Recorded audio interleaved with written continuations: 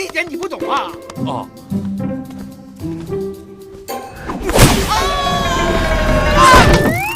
干什么呢？你都来了。没事，鸟人，你要是不高兴，我可以帮你把它刨出来。你为什么叫我鸟人？我姓鸟啊。哎呀，英雄哥哥，天底下哪有人姓鸟啊？对呀，没人姓鸟。你叫我英雄哥哥，那我姓英。哎呀，都不是，你姓叶，名字叫叶红影。叶红影，我叫叶红影。对啊，难道你对过去的事一点都不记得了？哎，那你看看这个。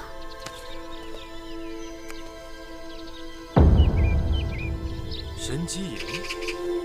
呀，这都行啊，什么都想不起来，字儿还能认识，真是傻子都比我强，比我厉害。哎，英雄哥哥，你以前啊就是神机营的杀手啊，你再仔细想想吧。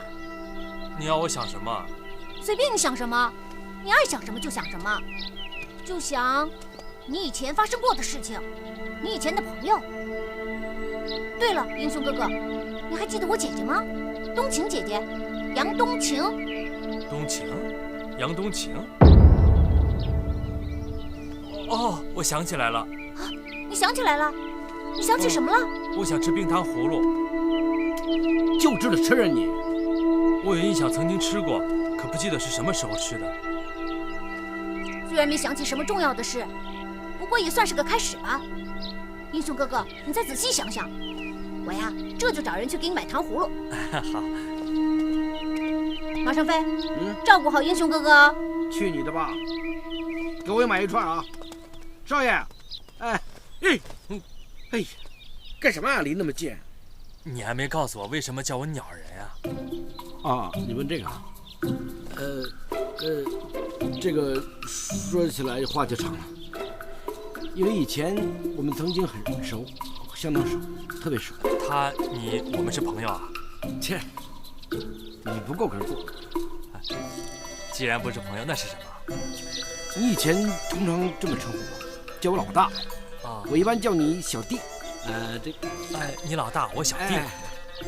距离啊。哦，哎呀，以前的日子多美啊！我一吃饭的时候，你给我添酒加菜；添酒加菜。我洗澡的时候，你给我搓背揉泥。恶心嘛！我倒觉得还可以。这些你都忘了？太遗憾。但是你记住啊，以后跟我在一起的时候，凡事都要听我的。不叫你往东，你就不能往西；不叫你撵狗，你就不能追鸡。不能追鸡。距离，跟老大一定要保持一种距离。哦，而且要仰视老大。仰视。哎呀，舒服了。哎呀，有点不得劲儿，帮我揉揉吧。哦，房间在那边。我住那边吗？啊。抓，揉，敲，快来试试。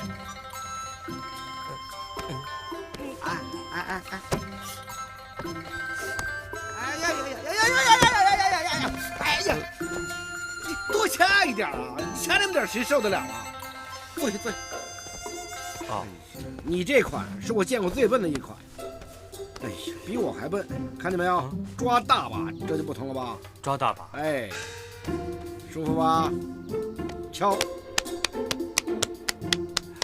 可以吧？舒服。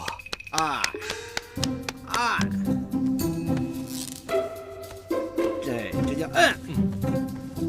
最舒服是得拍啊，就是节奏和力度。听啊！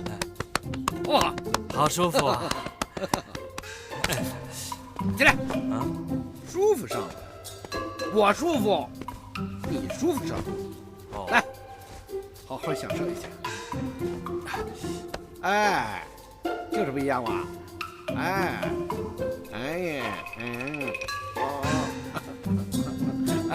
呀，我要吃力，大力点啊！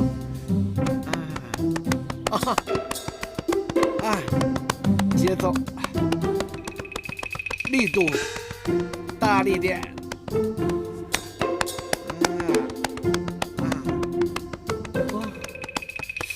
大利，大利点你不懂啊？哦，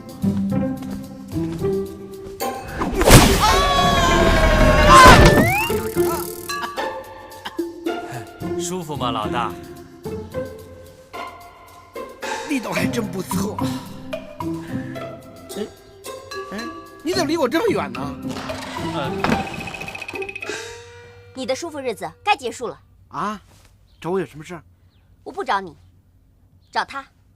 姑娘，是不是我哪里做的不对，惹你了？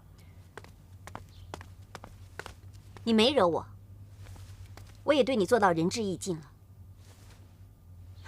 以后，别说我不顾往日的兄妹之情。这个银票你带着，赶紧离开。从此以后，你与折剑山庄再没有任何关系。从此以后没有关系。那以前我跟折剑山庄有什么关系呢？我不管你是真糊涂还是假装糊涂，总之你立刻给我走。你不让我留下，我可以走，可是我不知道往哪里走，往哪里去啊？对呀，张姑娘，你把他轰走，他去哪儿啊？啊，好歹他是你爹的大徒弟吧？这么大的事儿得等你爹回来，让他们俩在一块儿聊聊天儿、叙叙旧、按摩。哎，他手法不错。闭嘴，胖子！在折剑山庄，我做什么事还用不着你这个外人教。大师兄，别怪灵儿。为了折剑山庄，你必须走。慢着，师傅没有回来之前，谁也没有资格撵大师兄走。二师兄，你……灵儿，你这么做是不是太过分了？过分的人是你，之前已经答应过我了。大师兄的伤一好，马上让他离开。可是你看，大师兄现在连自己是谁都不知道，现在让他出去，不是等于让他去送死吗？我没有想到，你居然这么狠毒。为了他，你竟然说我狠毒？我说错你了吗？就算师傅在，他也不会同意你这么做的。好了，你们不要为我伤和气了。如果这位姑娘不让我留下，我走就是了。哎，你说的轻巧，怎么走啊？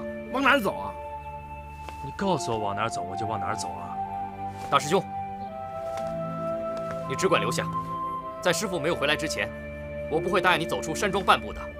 二师兄，你这分明是在针对我。我没有针对任何人，我只是不想大师兄刚出虎口，又把他送入狼窝。江瑶北，你别忘了，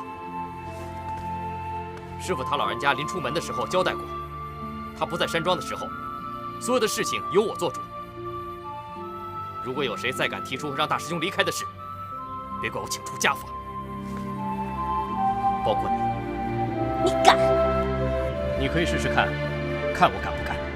走着瞧，总有一天你会为今天的决定后悔的。拿好啊！哎，冰糖葫芦啊！哎，冰糖葫芦啊！给我3只冰糖葫芦。好好好。